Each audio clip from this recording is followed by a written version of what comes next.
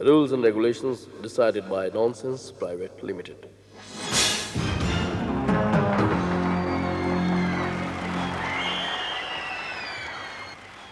Welcome to our famous well known programme. क्या नाम है प्रोग्राम का यार, भूल ही गया। मैं भी कितना नॉनसेंस हूँ, कम से कम पर्ची जेब में रख लेता। अरे पीछे देख लो भाई, इतना बड़ा लिखा हुआ है। Well known programme nonsense private limited. देखो जी, भूलने की बीमारी किसी को भी हो सकती है। अगर आप वादा करके भूल जाते हैं तो आपको डॉक्टर के पास जाने की जरूरत नहीं, पॉलिटिक्स में जाइए, वहां आपकी ये बीमारी नहीं गुण माना जाएगा। अगर दफ्तर में सीनियर बॉस कुछ भूल जाता है तो ये उसकी गलती नहीं मानी जाती। और यार मेरा वर्क प्रेशर कितना है, इतनी मीटिंग्स हैं, छोटी मोटी चीज आउट ऑफ माइंड हो जाती है। लेकिन अगर जूनियर भूल जाए, यार तुमसे इतना भी याद नहीं रखा जाता, यू आर हाईली इररिस्पॉन्सिबल। जिंदगी में बहुत से हादसे ऐसे होते हैं जिन्हें भूलना ही सेहत के लिए खुशगवार होता है। जैसे बहुत से शादीशुदा लोग इस कोशिश में रहते हैं कि ये भूल जाएं कि जिंदगी में उनके कभी शादी भी हुई थी या नहीं। अब शादी के बाद पुरानी गर्लफ्रेंड को भुलाने में ही समझदारी है। एक आदमी दूसरे से बोला, यार मेरी बीवी की मेमोरी बहुत ही खराब है। अच्छा, सब कुछ भूल जाती है? नहीं यार, सब कुछ याद रहता है। अब ऐसी बीवी का शौहर अगर अपनी बीवी का जन्मदिन जिंदगी में एक बार भूल जाए, ये हादसा उसकी बीवी सारी उम्र नहीं भुला सकती। अगर आपको भूलने की आदत है तो आपको डॉक्टर के पास जाने की जरूरत नहीं, क्योंकि इससे नुकसान भी हो सकता है। डॉक्टर साहब, मुझे बड़ी जबरदस्त भूलने की आदत पड़ गई है। क्या खाया है, क्या पिया है, कुछ याद नहीं रहता। किससे मिला हूँ, क्या बात हुई है, सब भूल जाता हूँ। भैया इलाज तो मैं तुम्हारा कर दूंगा, लेकिन मेरी एक शर्त है भाई। क्या? देखो, मेरी फीस तुम्हें एडवांस में देनी पड़ेगी। याद रखने के लिए बहुत सी मेमोरी टेक्निक्स हैं, बहुत सी साइंटिफिक और नॉन साइंटिफिक टेक्निक्स हैं। यार ये तूने अपने रुमाल पे गांठ क्यों बांध रखी है? यार घर से निकलते वक्त मुझे मेरी बीवी ने कहा कि रुमाल में गांठ बांध लो ताकि तुम्हें बैंक में चेक जमा करवाना याद रहे। ओह, तो चेक जमा करवा दिया क्या? अरे कहाँ यार, घर से निकलते वक्त वो मुझे चेक देना ही भूल गई। इम्तिहान में भूलना बुरी बात है, लेकिन किसी से उधार लेके भूल जाना ये अच्छी बात है। मैंने एक बिजनेसमैन से पूछा, भाई आपका इतना बड़ा कारोबार है, आप अपने अकाउंट्स कैसे मेंटेन करते हैं? बोला, अकाउंट्स क्या, जिन लोगों ने हमारे से पैसे लेने होते हैं वो याद रखते हैं, और जिनसे हमने पैसे लेने होते हैं हम याद रखते हैं। एक बड़ा मशहूर फिल्मी डायलॉग है, मैं एक बार किसी का चेहरा देख लूं जिंदगी भर नहीं भूलता। असल जिंदगी में अगर ये डायलॉग पुलिस के विरुद्ध कोई बयान है तो आपकी मेंटल हेल्थ के लिए काफी हानिकारक सिद्ध हो सकता है। पुलिस वालों के पास कुछ ऐसे हथकंडे होते हैं जिनसे बड़ों बड़ों को नानी याद आ जाती है। भगवान ना करे आप किसी केस में फंस जाएं और आपको पुलिस स्टेशन जाना पड़ जाए, तो आपको कई ऐसे क्राइम याद आ जाएंगे जो आपने कभी किए ही नहीं। आपको कई ऐसे ऐसे चेहरे याद आ जाएंगे जो आपने कभी देखे ही नहीं। कोई अच्छी तरह देखे थे, अच्छी तरह देखे थे सर। अच्छी तरह तो देख रहा हूँ, पर ये आदमी मुझे पहचान में नहीं आ रहा सर। कोई अच्छी तरह पहचान इसे। एक मिनट सर, आ गया सर, याद आ गया। इस आदमी की शक्ल हमारे पोस्टमैन से मिलती है सर। तो ये पोस्टमैन नहीं, चित्रसेन है, जिसकी कार चुरा कर तुम भागे हो। देखिए सर, मैं आपसे पहले कह चुका हूँ, मैं इस आदमी से नहीं मिला और ना ही मैं इस आदमी को जानता हूँ। मैं इस आदमी को बिल्कुल जानता ही नहीं बस। अबे आदमी को नहीं पहचानता तो ये कार तो पहचानता होगा ना, जो तूने चुराई है। देख कार।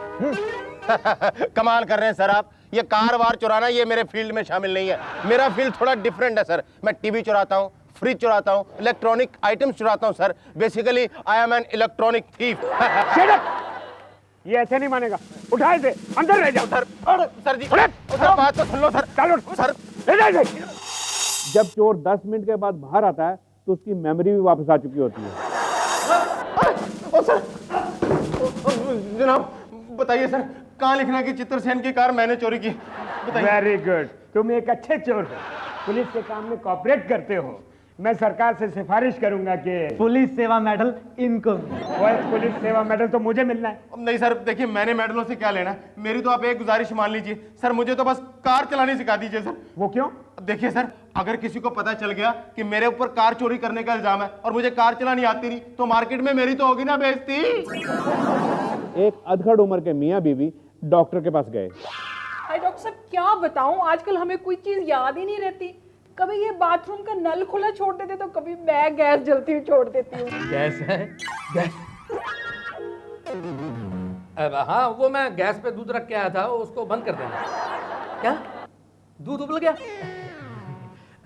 पतीला भी जल गया? कोई बात नहीं, नया आ जाएगा, नया आ जाएगा। क्या कह रहे थे आप? देखिए डॉक्टर साहब, नल की तो कोई बात नहीं, सिर्फ पानी ही वेस्ट होता है, पर अगर हम गैस खुली छोड़कर भूल जाएं और बाद में चाय बनाने के लिए माचिस जलाएंगे तो एक्सीडेंट भी हो सकता है। नहीं देखिए, ये भूलना कोई बीमारी नहीं होती है। क्या होता है कि एज के हिसाब से ऐसा हो जाता है। आप जो भी करते हैं या करना चाहते हैं उसे बस लिख लिया करें। घर पहुंचकर बीवी ने शौहर से कहा कि जरा मेरे लिए किचन से आइसक्रीम तो ले आओ, जरा लिख लो, कहीं भूल ना जाना। शौहर को गुस्सा आ गया, मैं इतना भी बूढ़ा नहीं हो गया, याद रहेगा मुझे आइसक्रीम। ठीक है, उसके ऊपर थोड़े अंगूर डाल देना, फ्रिज में पड़े हैं, लिख लो, याद रहेगा। शौहर ने कहा, ये बात लिखने की क्या जरूरत है, आइसक्रीम पर अंगूर, मुझे वैसे ही याद रहेगा। ओके ओके, अलमारी में थोड़ी सी चॉकलेट पड़ी है, वो भी आइसक्रीम पर डाल देना, लिख लो। और मुझे याद है, शौहर ने कहा याद है, चला गया अंदर। बीवी भी अखबार पढ़ने में बिजी हो गई। 10 मिनट के बाद जब शौहर किचन से बाहर निकला तो उसके हाथ में आलू के परांठे थे। बीवी देखकर भड़क उठी, मैंने कहा था ना लिख लो, कुछ ना कुछ जरूर भूल जाओगे, परांठे के ऊपर दही कहाँ है?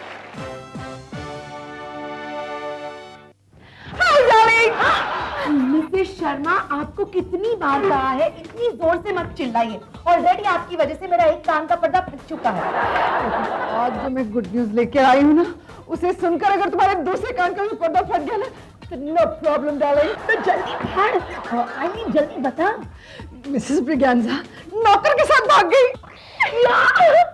बेटा जल्दी से कुछ मीठा लाओ, मुंह मीठा कराओ। हाँ, कैसे पता लगा तुम्हें? मैंने अभी अभी उसे अपने नौकर के साथ स्कूटर में जाते हुए देखा। हाँ, middle class. Fantastic, thank God मेरे पति इस वक्त पुलिस से सस्पेंडेड है, वरना आग की तरह ये बात पूरे शहर में फैल जाती। बात तो अब भी फैलेगी ना डार्लिंग। उसकी गोद में जो बच्चा था वो कितनी जोर से रो रहा था। हे भगवान, वो अपने बच्चे को तो छोड़ देती, वो बेचारा बच्चा अब भी अपने बाप को पहचानने लगा था, फिर से कंफ्यूज हो जाएगा ना। वैसे ना मुझे मिसेस ब्रिगेंजा के इरादों का पहले से ही पता था। वो कैसे? एक दिन छत पर मैंने उन्हें गाते हुए सुना था ना अपने नौकर के साथ कपड़े सुखाते वक्त, आजा उड़िए चले उड़िए, उड़ गई ना। अब तू किसे फोन लगा रही है? मिस्टर ब्रिगेंजा को। भाई मैं सोशल वर्कर हूँ ना, उनसे पूछूं तो सही उन्हें किसी चीज की जरूरत है या नहीं। हाँ पूछ ले।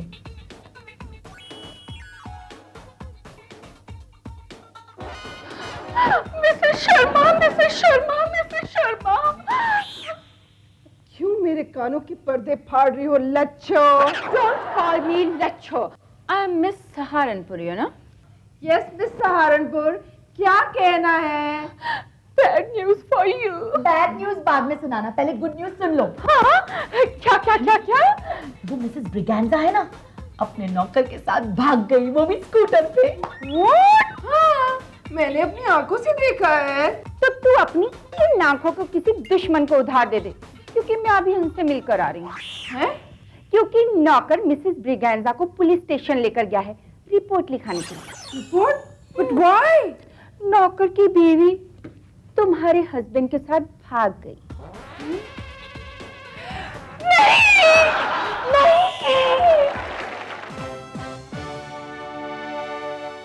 नमस्कार दोस्तों, स्वागत है आपका हमारे उस सेक्शन में जहां पर हम स्टूडियो में स्पेशल गेस्ट को बुलाते हैं। आज के हमारे स्पेशल गेस्ट हैं मिस्टर तेजा सिंह जी, जो एक ड्राइविंग स्कूल के प्रिंसिपल हैं। Sir welcome. सर हमने सुना है हाल ही में आपने एक बढ़िया सा ड्राइविंग स्कूल खोला है। International driving school madam, international. हमारे ट्रेन की वो ड्राइवर दुनिया के किसी कोने में भी गाड़ी चला लेते हैं।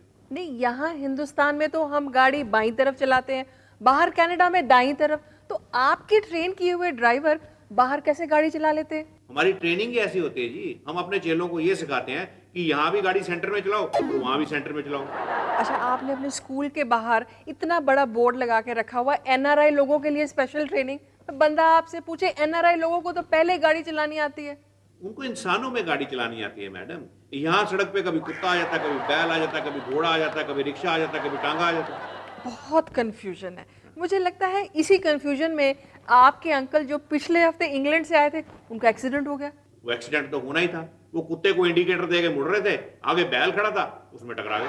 कुत्ते की रोड सेंस काफी खराब थी। तेजा सिंह जी, आपके पास जो बच्चे आते हैं, आप सबसे पहले उन्हें क्या लेसन सिखाते हैं? क्लच दबाना, गियर बदलना या ब्रेक लगाना? नहीं, सबसे पहले हम उन्हें चालान भरवाना सिखाते हैं, यानी कि पुलिस वाले को पटाना सिखाते हैं। इसका मतलब है आपके स्टूडेंट्स के काफ़ी चालान होते हैं। आप अगला सवाल पूछिए। अच्छा, ये बताइए कि ये ड्राइविंग स्कूल का आइडिया आपको कहाँ से आया? जो हमारे पूर्वज थे ना जी, दादाजी के परदादा जी, वो ड्राइविंग में बहुत एक्सपर्ट थे। आपका मतलब है जीटी रोड पे ट्रक चलाते थे? नहीं जी, वो पानीपत की लड़ाई में रथ चलाते थे। बिना लाइसेंस के? और रथ चलाने के लिए कौन सी लाइसेंस की जरूरत होती है? मेरा और आपके दादाजी क्या करते थे? वो इंडो पाक लड़ाई में टैंक चलाते थे। Wow, what a brave man! Bharat Pakistan युद्ध में टैंक चलाते थे। कितने बहादुर थे आपके दादाजी। उनकी बहादुरी के क्या कहने जी। टैंक चलाते चलाते उनके हाथ में गोलियां लग जाती थी, फिर भी टैंक चलाते रहते थे। टैंक के अंदर बैठ के उनके हाथ में कैसे गोली लग जाती थी? वो ट्रैफिक रूलों का ख्याल ही बड़ा रखते थे जी। जब भी टैंक मोड़ना होता था, हाथ बाहर निकाल देते थे, उसमें गोलियां लग जाती थी। अच्छा, आपके जो दादा परदादा सब इतनी लड़ाइयों में ड्राइविंग करते थे, आप भी लड़ाइयों में ड्राइविंग करते हैं? नहीं जी, मैं लड़ाइयों में ड्राइविंग नहीं करता, लेकिन जब भी ड्राइविंग करता हूँ कोई ना कोई लड़ाई हो ही जाती है। सर, आप इतने फेमस हाईवे ड्राइवर हैं, हाईवे शायरी का एक आधा नमूना तो सुनाइए। हाँ जी, एक शेर है। ढाबे पे बैठी चबा चबा के परांठे खाए ऐश्वर्या राय। वाह वाह वाह, ढाबे पे बैठी परांठे खाए चबा चबा के ऐश्वर्या राय। हट पीछे, फिर मिलेंगे, okay tata bye bye. Okay tata. ये तो सचमुच ही बाय बाय करके मुझे लगता है इनकी क्लास का टाइम हो गया है। वैसे हमारे अगले सेगमेंट का भी टाइम हो गया है। Okay tata bye bye. Welcome to our astrological section. कर्क राशि के पत्रकारों के लिए ये सप्ताह बड़ा अनुकूल है। उन्हें बड़ी बड़ी प्रेस कॉन्फ्रेंसों से न्योते आएंगे और बड़े बड़े महंगे गिफ्ट मिलने की उम्मीद है। मकर राशि के पत्रकार इस बात का ध्यान रखें कि झूठी खबरें मत घड़ें, आपका भांडा फूट सकता है। ना और ई से शुरू होने वाले अखबारों के एडिटर्स अपने एडिटोरियल्स खुद ही लिखेंगे और खुद ही पढ़ेंगे, जैसे कि हम अपने इस शो में चुटकुले खुद ही बनाते हैं और खुद ही हंसते हैं। अगर आपकी अखबार की सर्कुलेशन डाउन जा रही है, यानी कि सिर्फ लोग उसे मक्खियां मारने के ही काम ला रहे हैं, तो आप ये उपाय नोट करिए। अलग अलग भाषाओं की 30 किलो अखबारों की रद्दी लेकर उसे जल प्रवाह कर दीजिए, आपकी सर्कुलेशन अपने आप बढ़ जाएगी। हेलो। हेलो। हाँ जी, मैं शंकर भान बोल रहा हूँ, डेली टेंशन का रिपोर्टर। क्या टेंशन है आपको? आप टीवी पर लोगों को उटपटांग उपाय बताकर गुमराह कर रहे हैं। नहीं जी, हम तो लोगों की टेंशन दूर करते हैं। टेंशन दूर नहीं करते, टेंशन में डालते हो। फिर तो मुझे आपकी अखबार का एडिटर होना चाहिए। हम अपने अखबार में आपका भांडा फोड़ेंगे, आपको एक्सपोज करेंगे। ठीक है, फिर मुझे जरा टाइम पे बता देना है। हम क्यों बताएं? मेरा मतलब जब आप स्टिंग ऑपरेशन करोगे, खुफिया कैमरा लेके आओगे, तो मैं 2-3 लड़कियां आसपास खड़ी कर लूंगा। उससे क्या है कि जब टीवी रिपोर्ट आएगी तो सीन जरा ग्लैमरस लगेगा। हेलो हेलो हेलो, काट गया। तो दोस्तों, अगले हफ्ते फिर मिलेंगे आपकी नई टेंशन के साथ। ये जो आप यंत्र देख रहे हैं, इंस्ट्रूमेंट देख रहे हैं, ये लेडीज के लिए स्पेशल है, और स्पेशली उन लेडीज के लिए जो हैवी मेकअप करती हैं। तो क्या ये मेकअप लगाने की मशीन है? नहीं, मेकअप उतारने की मशीन है। मेकअप उतारने की मशीन? इसे अगर हम लेडीज के फेस के साथ लगा दें, इधर स्विच ऑन कर दें, खास फ्रीक्वेंसी पर वाइब्रेशंस पैदा होती हैं और सारा मेकअप फट फट फट करके इस डिब्बे में आ जाता है, जिसे हम दोबारा इस्तेमाल कर सकते हैं। ये बिजली से चलने वाली मशीन है? हाँ बिल्कुल। तो लेडीज के लिए कोई कॉशन या वार्निंग तो नहीं? लेडीज के लिए खास वार्निंग नहीं है, लेकिन उनके शौहरों के लिए है। लेडीज जब अपना मेकअप उतार लें तो शौहरों को कम से कम 20 मिनट तक उनका चेहरा नहीं देखना चाहिए, घबराहट से उनका दिल बैठ सकता है। भैया, आप हमारी इन्वेंशन पे हंस रहे हैं? मैं तो इसलिए हंस रहा हूँ कि मुझे तो अपनी बीवी का चेहरा देखने की जरूरत ही नहीं। वो क्यों? मेरा तो कल ही तलाक हुआ। अब चुप! सर तलवार चली नहीं की करन लगे खाए खाए। अरे खून गरम है अभी, मुंह जल जाएगा फिर करन लगोगे खाए खाए। अब सोया ना जाए। जरूर किसी ने उसे हमारे प्लान की खबर दी होगी। यार, मुझे एक ये बात नहीं समझ आती कि सोने से पहले तुम इतनी डरावनी सीरीज क्यों देखती हो? सारी रात ये सपने में चोर डाकू घूमते रहते हैं। वो देखने दो ना, थोड़ा सा तो रह जाए, फिर क्या पता हमारे गली मोहल्ले की खबर टीवी पे आ जाए।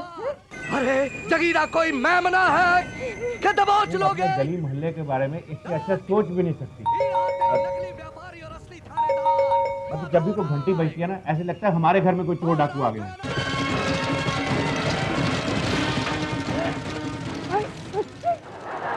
सबके जाओ, आपके मुंह में घी शक्कर, इसका मतलब हम भी टीवी पर आएंगे, हमारे घर में चोरी, डकैती, मर्डर, मिस्ट्री वगैरह वगैरह होगा। I just love it।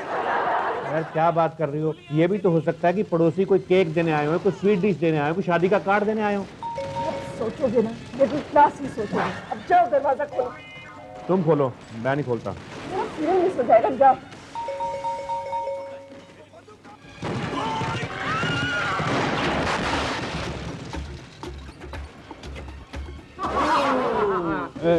आप लोग कौन है? क्या लगता है हम यहाँ पिज्जा डिलीवर करने आए हैं? अपनी शक्ल से तो आप डाकू लगते हैं। लगने से क्या होता है, हम डाकू ही हैं। फिर यहाँ क्या करने आए हैं? अभी तक हमने डाके में जितना माल इकट्ठा किया है ना, वो आपको देने आए हैं। अच्छा, यहाँ साइड पे रखा है। मजाक उड़ाता है हमारा? हम डाकू हैं, यहाँ डाका डालने आए हैं। कैन वी कम इन? मैं जरा एक मिनट मैडम से पूछ लूं। हम पूछेंगे। कौन है आप? हम लड़के वाले हैं, या आपकी लड़की देखने आए हैं? हमारी तो कोई लड़की नहीं है। यार ये कैसी फैमिली है? हम डाकू हैं, यहाँ डाका डालने आए हैं। हाय सच्ची, मैं सच के जाऊं, आप झूठ तो नहीं बोल रहे? भाई साहब, इसको जरा लीगल भाषा में समझाओ। We hereby confirm on 20 rupees stamp paper that we are bloody robbers. अच्छा, आप मेरे 3 सवालों का जवाब दीजिए प्लीज। आप चंबल के हैं या नंगल के? आपने कहाँ डाके डाले और आपकी फोटो कौन कौन से अखबार में आई है? हम ये डाका डालने आए हैं, ना कि केबीसी खेलने। भाई साहब क्यों टाइम वेस्ट कर रहे हो? इनको फटाफट बांधो और लूटो। छोड़ो भाई, वो छोड़ो।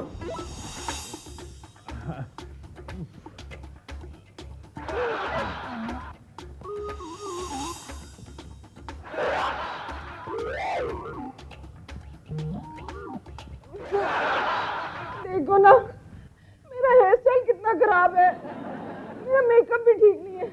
न्यूज चैनल वाले आएंगे तो मैं टीवी पर कितनी गंदी दिखूंगी ना। बिल्कुल सही बात है। अगर मेकअप ठीक होता तो कम से कम घर की मालकिन तो लगती। अब ऐसे लगता है जैसे मुझे नौकरानी के साथ बांध के हूं।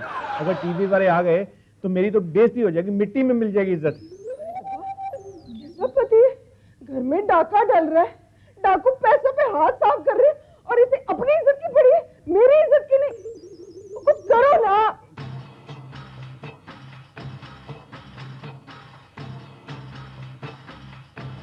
हाथ खुल गया।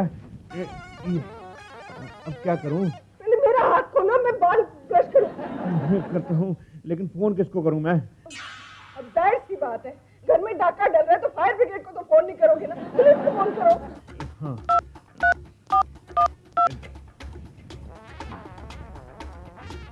हाँ, नंबर मिल गया मुझे। नंबर मिल गया। किसे फोन कर रहे हो? सतनाम सिंह पुलिस इंस्पेक्टर है, उसके जीवन पे ना मैं एक उपन्यास लिखने जा रहा था। तो अच्छा आदमी है, जरूर मदद करेगा, फोन करो। हेलो सतनाम सिंह जी। हाँ जी, बोल रहा हूँ। कौन बोल रहे हैं जी? जी मैं भूपिंदर भूपी बोल रहा हूँ, नॉवल राइटर। हम कभी आपस में मिले तो नहीं, लेकिन अक्सर फोन पे बातें होती रहती हैं। ओहो, अच्छा आप है भूपी। अरे हाँ भूपी जी, मैंने अपनी बहादुरी की सारी बायोग्राफी तैयार कर ली है सीक्वेंस वाइज। आप कब लेने आ रहे हैं? जी मैं तो अभी आ सकता था, लेकिन इस वक्त मैं बड़ी मुसीबत में हूँ। हमारे घर में डाकू घुस आए हैं, आप प्लीज हमें आके बचाइए। भैया आई एम सॉरी, इस वक्त मैं तो शहर से बाहर हूँ, नाइट ड्यूटी कर रहा हूँ। आप एक काम करो, उनसे निपट लो, मैं फिर बाद में देख लूंगा। अजी कैसे निपटूं? वो 3 लोग हैं। इस वक्त डाकू कहाँ है? वो बेडरूम में है। आपके पास कोई भारी चीज है? मेरी वाइफ है जी। नहीं, उससे थोड़ी हल्की।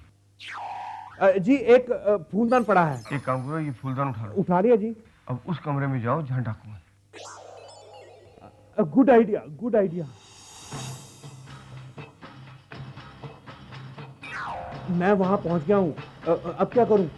उनका एक आदमी फोन पे बातें कर रहा है। गुड, जो आदमी फोन पे बात कर रहा है उसी के सिर पे गुलदस्ता दे मारो। लेकिन बाकी 2 बाकी 2 गुलदस्ता लगने पे अपने आप भाग जाएंगे। ठीक है।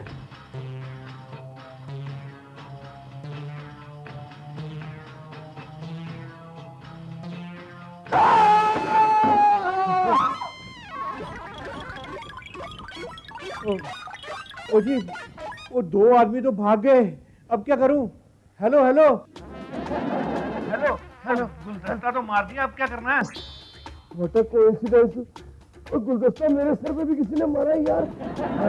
इंस्पेक्टर सुखराम,